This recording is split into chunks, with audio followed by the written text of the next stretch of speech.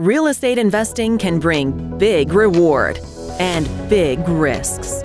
So know your risks. Welcome to the Real Estate Risk Report, the show for real-world insight on real estate investment risk. Now, here's your host, Lance Pederson. Thank you for joining the Real Estate Risk Report. I'm your host, as always, Lance Pederson. So today I have two very interesting fellows based in Austin, Texas, JP and Adrian with Thrive FP. How are you guys doing today? Fantastic. Really good. Yeah. Cool. Yeah, I'm super excited to have these guys on. In fact, this particular episode is sort of one of three little mini series we're doing here on the Real Estate Risk Report with these guys. So we've been talking about this, and I'm super excited to get these guys on. Little backstory. The guys at Thrive and the team at Thrive, they've been clients of ours for a long time now. I think we met you guys back in 2015 or, early days when we were getting started and doing things. And they are consistently, when you ask our staff members over at Veras, who their favorite clients are, Thrive is definitely top one or top three for sure. And I think by the time we're done today, you guys will understand why they're revered by, everyone on our team. And I think the impact that they make in the communities where they do business, which is really what we're here to talk about, is the fact that, real estate's great and it has all these benefits and, you can make a lot of money. It's a patient game. It's a linear game. It's a long game. But, along the way, it's not just about, the profit and making distributions to investors and all those things. It's the people that are involved that live in your communities and how you can impact and change the lives. And these guys don't just pay lip service to this stuff, and put it out as press releases and, and act like all these things care to them. Like it's embedded in the DNA of JP and Adrian, and they've really embedded in the DNA of Thrive FP. So why don't one of you just share with us a bit about how the two of you came together and, really why you decided to form Thrive, because the FP and Thrive actually has greater purpose. It's not just some random two letters. It actually has meaning to it. So why don't you share with us sort of how that all came about? So when I start this, I'll start, Adrian. Why not? Well, Adrian and I moved to Austin, Texas from LA 15 years ago, 14 and a half years before Elon Musk. What's that? Longer. Was it longer? 05. 05.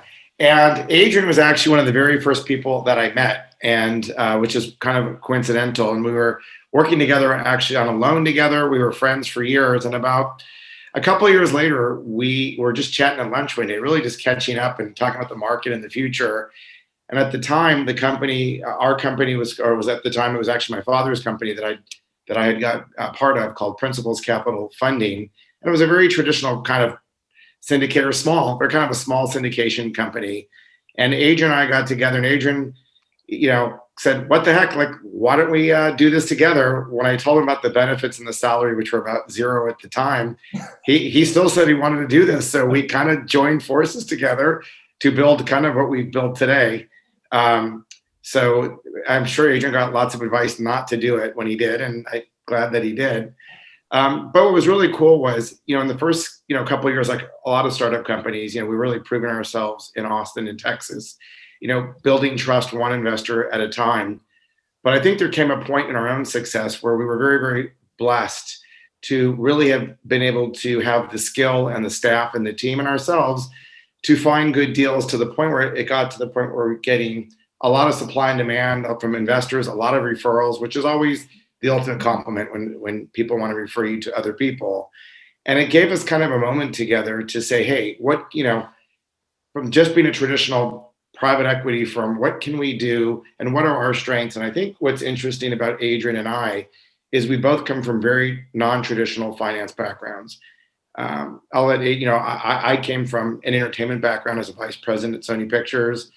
Adrian has his master's degree in psychology and social work. So you're picking, which I think probably is what makes us maybe a little different, is our origin story. And from that origin story, we've really been able to kind of create something different. And then once we kind of started building this platform of success, we looked at each other, and I'm going to let Adrian take over. But the first step really to change was, now that we're kind of out of survival, and we've really built this beautiful foundation for a company on solid deals, great returns, and great investors. Like, how do we bring in some of these other things? Maybe some of my creative background from Sony really wanted to be not just another traditional real estate company that maybe lacks innovation. Like I think our industry can lack innovation. And Adrian obviously comes from a roots of social work and what have you. And I think that kind of brought us just to thinking a little bit different. Would you agree, Adrian? Before I go further, Definitely. I think we just thought a little bit differently. And I came to Adrian one day after hearing a TED talk. This was, I don't know, many years ago, and it occurred to me that, like, everyone keeps talking about the same things in our real estate industry. They keep using the words pieces of traffic for residents. How many pieces of traffic came through the door? There's the sparkling pools. There's the same thing that we talk about. They say nicely, how are we going to maximize raising the rent and cut expenses? But it tends to be very extractive. We don't say this, but the dirty secret of our industry is it is very extractive. It's extractive to the residents.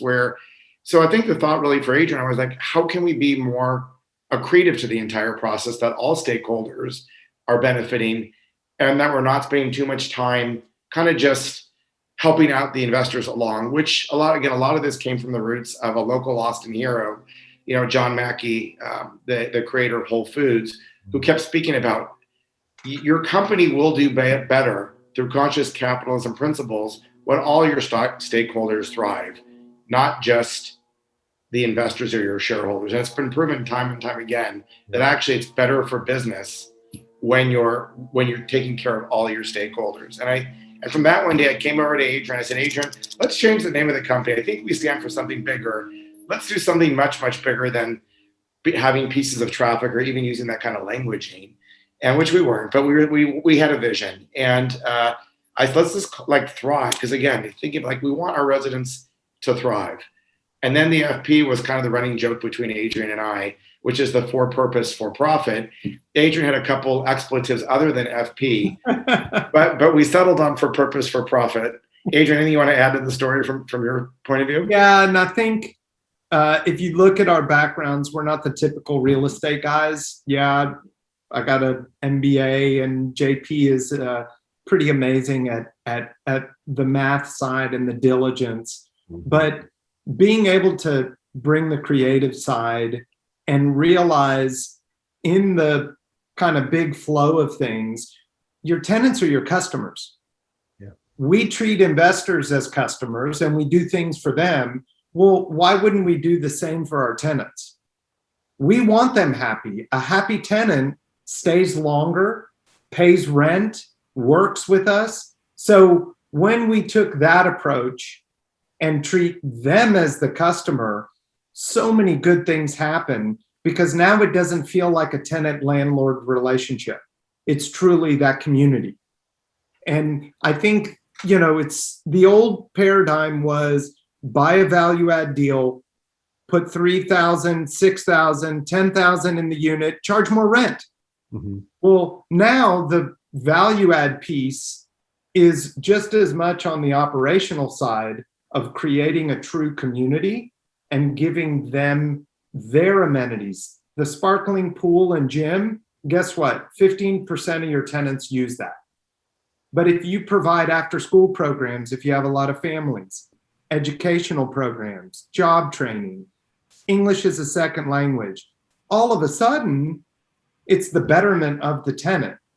Mm-hmm. And now it is a community. So it is definitely, or was, outside the box. And the funny thing, Lance, we were talking about, the beauty is if you work so hard at that, the end result is investors make more cash flow. Mm-hmm. Because you have less turnover, because you have less expenses. So intention is to do the right thing. The result is we actually get better deals, better results. So that's the intriguing part. You got to believe it to try it. And then you start to realize, my goodness, it does work. Yeah. Because they are happy. Yeah, that's right. And I think that's just it. It's like, talk is cheap, right? I mean, I think with everything, all day long, I think that it's like, even for myself, I'm like, Lance, it's easy to say anything, right? Yes. Action is hard.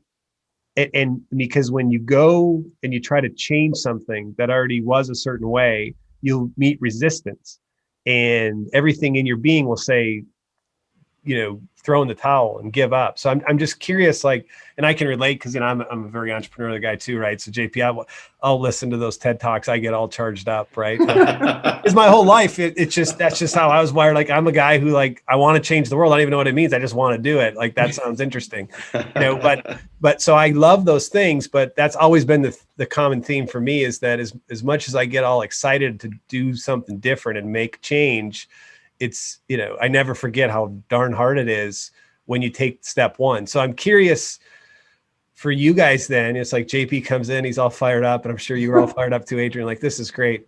But how did you make it happen? Because I'd have to assume that if I went in, I had to assume if you could airlift me and transport me back in time, it probably did, 2 weeks before that, you listened to, it probably felt a little like the stuffy private equity real estate shop, like they most of them feel. Well, so how in the world how did you start to make this and put some shoe leather on this I idea? can tell you, Lance, 2008, 9 were pretty scary, right? You remember the financial crisis. Oh, dude. Yeah. We were trying to rub two sticks together any way we could, raising $15,000, $20,000 at a time, doing fractionalized first trust deeds. And JP kept saying, we got to do this because the buying days will come to us. Mm-hmm. And I kept thinking, what? The world is imploding, right? And being a Texas boy, we saw it in the S&L days, right? Mm-hmm. It took a while. And when the opportunity was really there were deals to be had. Well, we kept doing fractionalized first trust deeds, returning 9-10% to the investors like clockwork. And they would call us, and how are you two putzes, really? You're giving me a check every month, and my whole portfolio is imploding. Yeah. And we're like, well, that's what we do, right? We're trying to build trust here. Yeah. Come 2011, an operator that we had been talking to for 3 years, going back and forth, we came up, all of us were in agreement that if we find a property that was physically occupied, and we could build a community and provide them with some services, they would not only pay rent, but they would stay up longer. Mm-hmm. And we had a deal in San Antonio in 2011 that was 96% occupied, and economic occupancy was about 71%. Mm-hmm. And JP and I kept scratching our head going, what is this owner doing, having 27% of the people living and not paying a dollar? So the whole premise was get economic to about 85%, and the returns were huge. So it wasn't like re-tenanting, it wasn't raising rents, it was just get the current tenants to pay. And our operator really, his background is this. He's a Hispanic young man. His parents were migrant workers that left Mexico and went to California. And he lived at these places with awful landlords and wanted to change that. Mm. And here are two young guys going, let's do it. Let's test it out. Yep. And that's when we incorporated after school programs, English as a second language, job training, shuttle services, anything that we could think of to get them to see that we're not the typical owner. We're not just there to put lipstick on it and charge more rent. Mm-hmm. And that was one of our most successful deals. Yes, it was early in the cycle, but that gave us the juice, if you will, the wherewithal to say, you know what, this does work. We can do this at all the properties that we buy, and we can be different. Mm-hmm. And we're talking about average stay in apartments is about 11 months. We're talking about tenants that'll stay 36 plus months. That lack of turnover alone changes cash flow. Well, I think the secret that Adrian's saying is that really social impact is resident retention. It's funny that they don't get more connected, but we see social impact as just a resident retention program. And so why wouldn't you do the right thing? And every time we get challenged, I still find it interesting when we get challenged about the economics of this. It's like we've proven, and it takes some creativity, and it has taken some pioneering. Not all of our programs have worked, but you find that a lot of the programs that we've had, that you actually become cash flow positive from doing the right thing. For instance, energy efficiencies, by putting in not the cheapest low flow toilets, but by spending a little more money in higher quality, residents don't double flush. So you actually get 75% of that water savings, and they're still saving $21 or $24 a month. But when you're holding these properties longer term, it's actually a win-win by spending a little more on the front end than on the back end. And we've proven that again and again. And again, it's not all programs. It just takes a little creativity and intention to find it. But there's so many things you can do that actually will create financially positive results for both the resident and the investors. Tell Lance a little bit about the Toilet Whisperer. Well, I was just mentioning, the toilets and the low flush. We saved about, remember how many gallons of water we saved? 13 million. 13 million gallons in one complex, 300 unit complex. It was 13 million gallons a year because 80s properties and 90s properties leak like crazy. Just getting those leaks done, it was 13 million, and it was about 163,000 in savings. If you put that at a 4 cap, you can imagine what that did in water savings by year 3. So there was some upfront investment to replace sinks and things, but take 163 and add a cap rate to it, and it worked out pretty well. Works out pretty well. Yeah, no, it is. And like you said, I mean, you mentioned the word, innovation, because to me, like that first complex, that was your MVP, right? That was your minimum viable product, right? You're saying, okay, we got a hypothesis, we got to go test it. Take the backgrounds, what does he bring? Like your partner, he brought, hey, I grew up in these things. I saw what doesn't work. We can do this. You've got the psychology background and the social work background, and you got JP's innovation on low flow toilets, right? I mean, but it is like you said, and I'm glad you brought that up. It's just to say people were, and I always say this, and I call it, they throw rocks at me, but bring stuff up, and then everyone's always sort of this, they want to throw rocks at you when you got an idea and you're going to try to change things. They want to tell you that you're dumb. It's a stupid idea. Sounds like that happened to you guys too. But what they don't understand, it's not afraid to fail.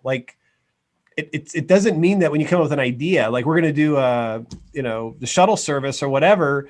It's not like, it's going to succeed. It just means that, it just seems like the right thing to do to at least try it out. Right. That's I call it innovation. It's like innovating is just saying, I'm going to push through and do something different than was being done before with this hopeful outcome. And then being okay if it doesn't work, because I more than likely learned something different.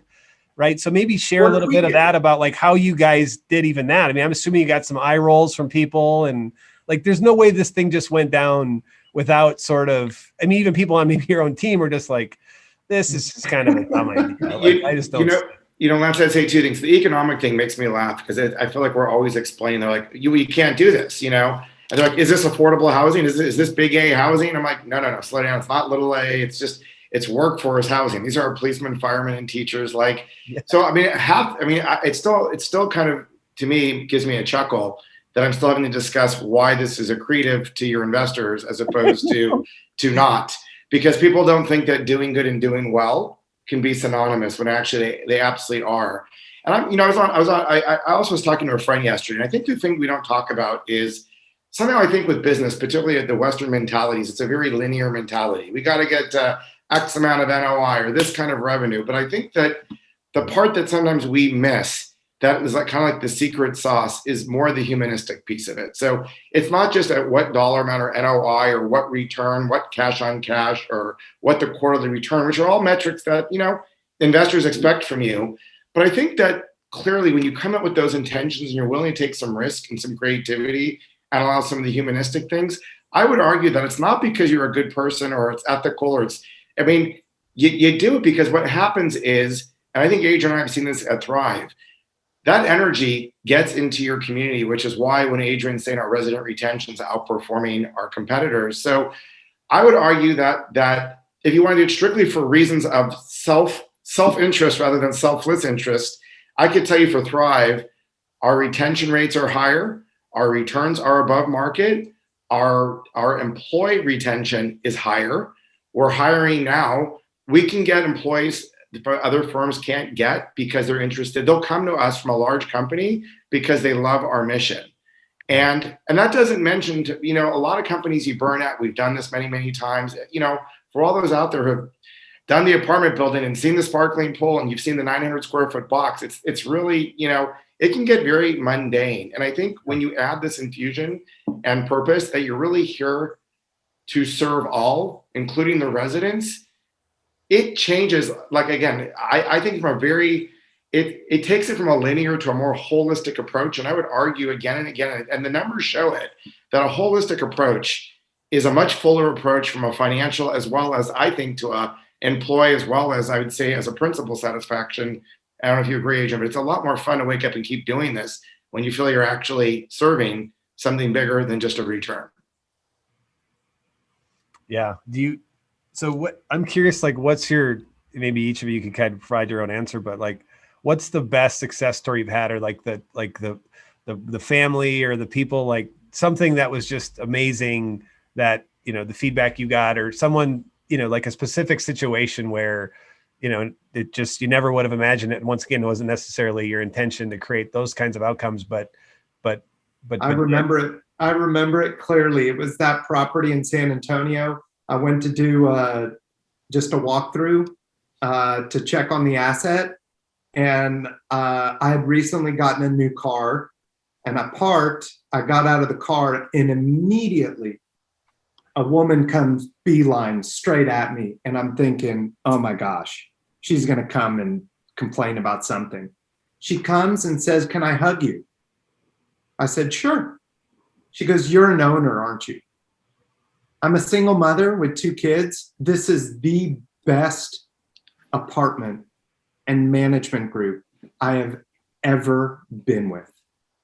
Thank you. I would not be able to make it if you guys didn't provide the after school program. The staff is so friendly.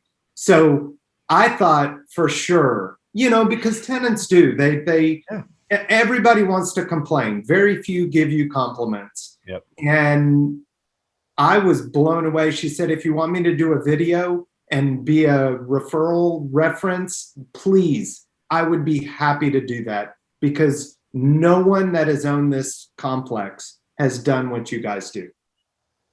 Yeah, that's good. I had one about 8 months ago during COVID, which was really interesting. It was really cool. We have a nonprofit called Veritas Impact Partners that I'd love to share with you more about. But this is where really a for-profit and a nonprofit can work so beautifully together. We have an apartment building, about 200 units here in Austin.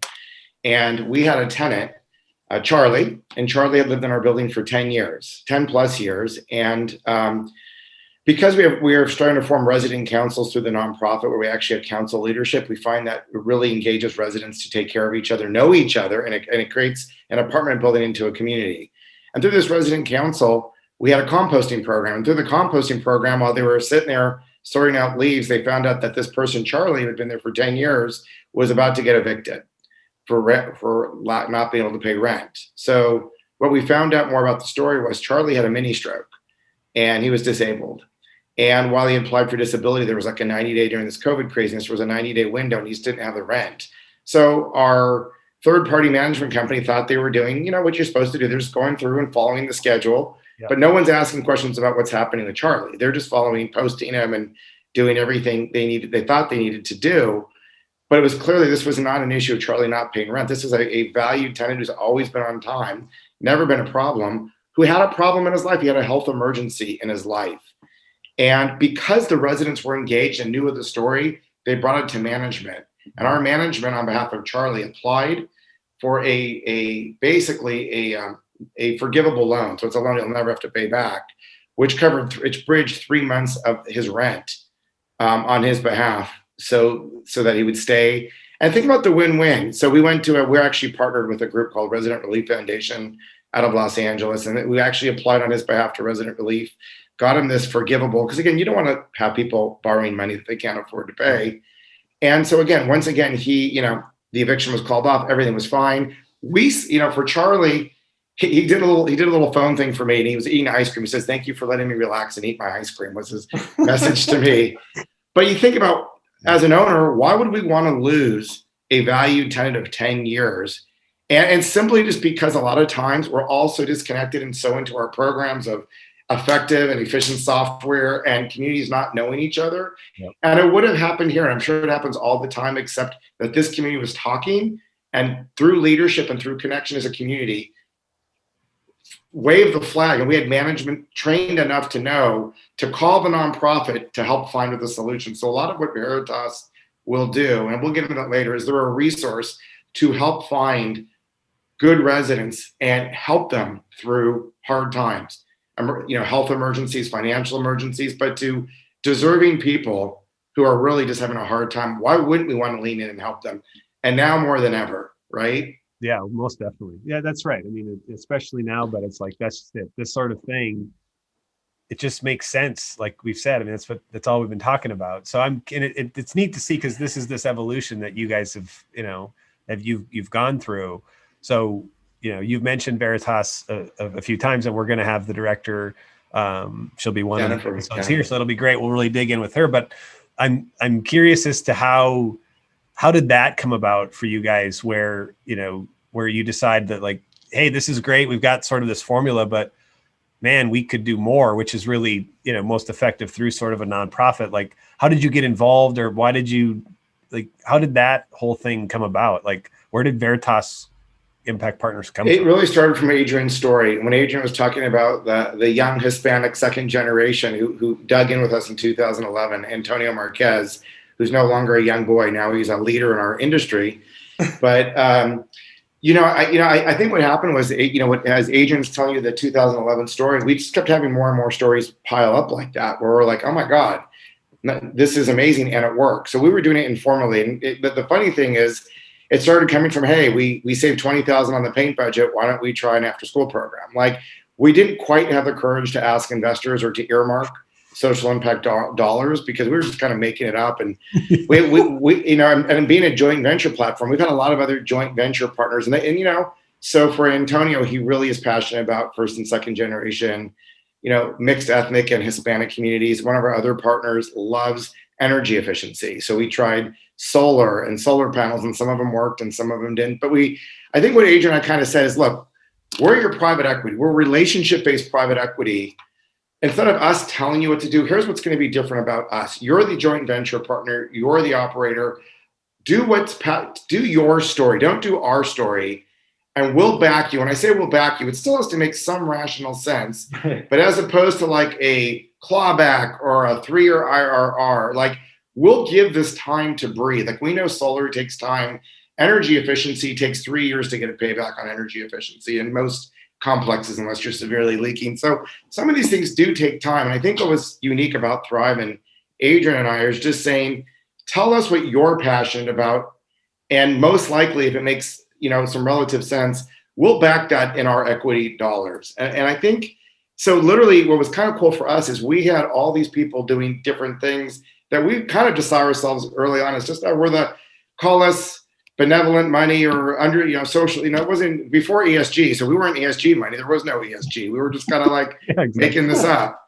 But I think the cool thing was, it really, when we started seeing, not only was it, it really felt right to us. And I think that as we just grew larger in success, and all of our partners grew larger in success, it really became obvious that we needed to formalize this, that we did need to earmark dollars for social impact, that our ambitions, and this would be kind of my advice, by the way, JP, too. Don't be humble. It's not only did we want to formalize it, but we wanted to share that success and the benefit to the tenants, not to our properties, but to any workforce housing operator. That's true. That's true. I mean, come on. You've put out, it's not only changing our properties, but it's the way these people live, because there are a lot of owners all over this country that could really help their tenants if they know these resources are there. That's true. What he says is true.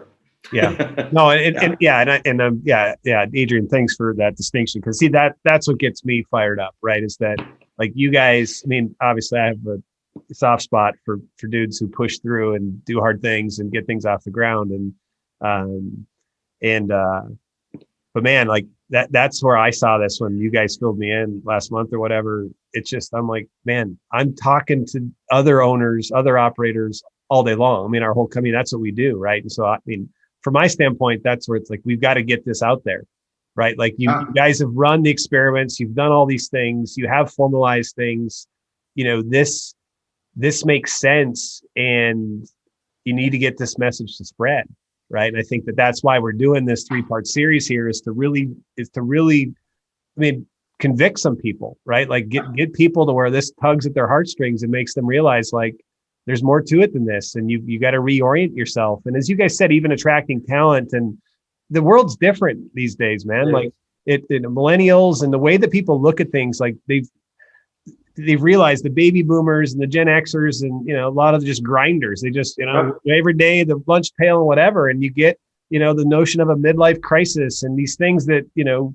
for those of us who sort of those generations, it's that the generations after us have watched us do this to ourselves, or how we've looked at things, and what really amounts to a lack of fulfillment and happiness and substance. That's right. And so it's just, the next generation's coming, and if you're in business and you want to do things, then there needs to be more to it. That's just the reality, right? Like Lance, I would argue with what you're saying, that, you know, to your point about millennials and you know, the way they are.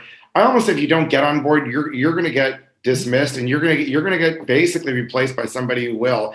I don't know that this is even pulling on your heartstrings. I think if you're a smart businessman right now, you'd understand why this is critical to almost any business: brand, mission, purpose. Yeah. It's what the younger buyers, including residents, you know, and investors. It's where, and if anything, COVID is probably, you know, and all these things that we've gone through in the last year have just emphasized that. So I'd almost say, either pull along or you're going to fall back. I mean, I hate to say that, but you know, I think you're right. And I guess my point too, it's like, I think that analytically that is the conclusion you need to come to. But I think it comes down to the staying power to make the true difference, is that you have to be convicted, right? Because if you don't feel that, you won't press through, and you'll hit the ejector seat button. Now, once again, in the long run, to your point, is that it will be to your demise.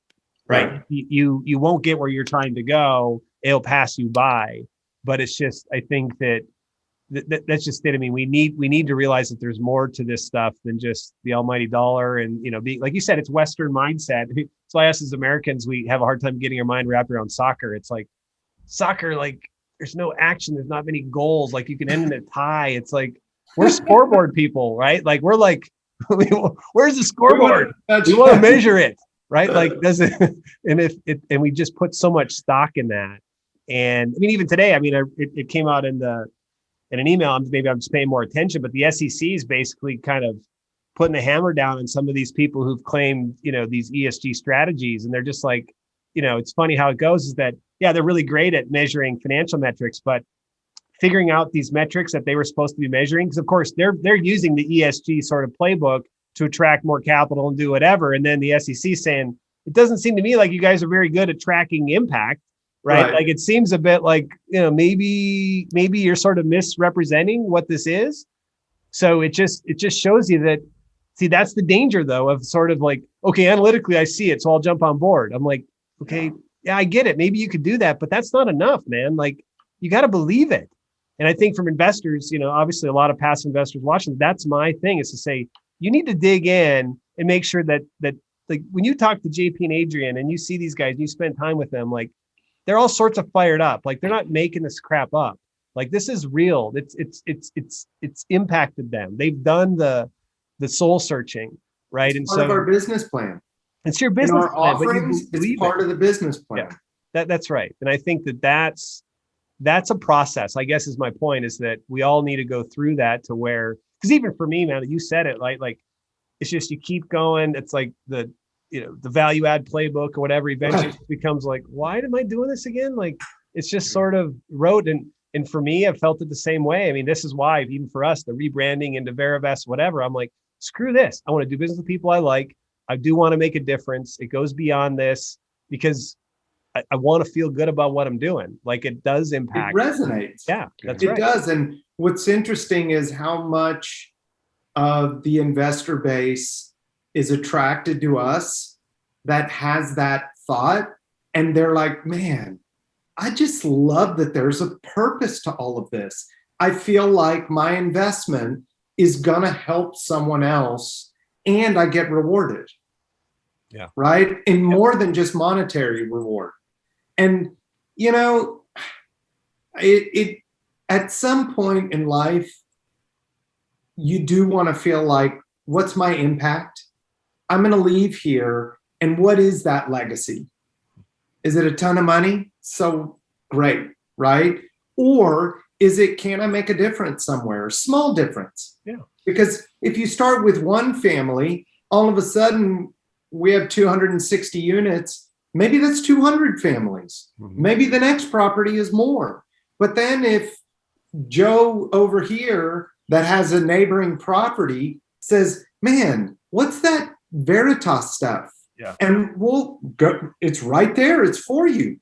So now you can, you know, it's changed the world a little bit at a time. We can't change it all. Nope. But as these new builds continue to pop up in our cities that are just exploding, you do the math and it's so darn expensive to build, you can't charge $1,100, $1,200 for a one bedroom. The math doesn't work. Well, 80% of the population can't afford $1,800 for a one bedroom. Yeah. Right? So this is more of a need. JP and I kid that I would say he's a dinosaur. He's almost extinct, but we're 2 weeks apart, so that's his way of ribbing me. Yeah, Go ahead. Our properties are true B and C class 70s, 80s vintage. It's almost like a dinosaur, right? We're building so much now. It's harder and harder to build replicas of that property and be able to charge affordable stuff. Yeah. Hey, can I jump in one thing too with Adrian's thing? I think it's important. We've said this, but I don't think we've been clear about it. So everybody seems to think the solution's in affordability. At the cities, they're passing bonds. Everyone's talking about the word affordability. And I think in certain situations, in certain housing classes, affordability certainly is a real relevant thing to talk about. I think what you're hearing from us is how do we provide programs that are included with your rent that help decrease the overall financial burden. So we're not saying let's go drive our rents down and be good Samaritans. We also have to buy at 4 caps and 4.5 caps and still make returns and get bank loans. So I think while a lot of the government solution comes around affordability, big A or little a, I think what we're saying is, well, what if we were to get a little more creative, and what if we talked about creating, instead of the word affordability, how do we create more value through programs? For instance, right now we've partnered with the largest telemedicine group in the United States, and we're providing some of our properties right now with free telemedicine. If you're on the rent roll, you get telemedicine during COVID.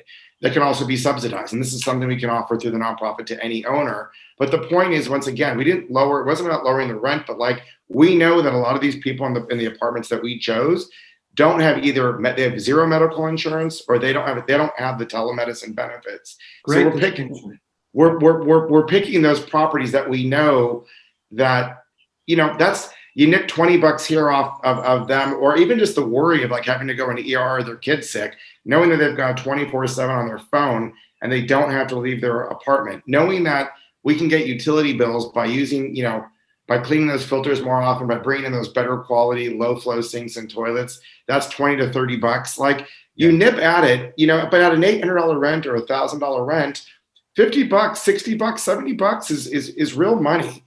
And so I think that's the way we kind of look at affordability, is more from a value perspective and try to, than the government perspective of like great subsidizing it or what have you. Thank you. Yeah, That's great. And Lance, I think the difference is in our vocabulary, affordable rents, it's not Section 8. we're not talking about the low income It's where literally. we're charging $300, $400.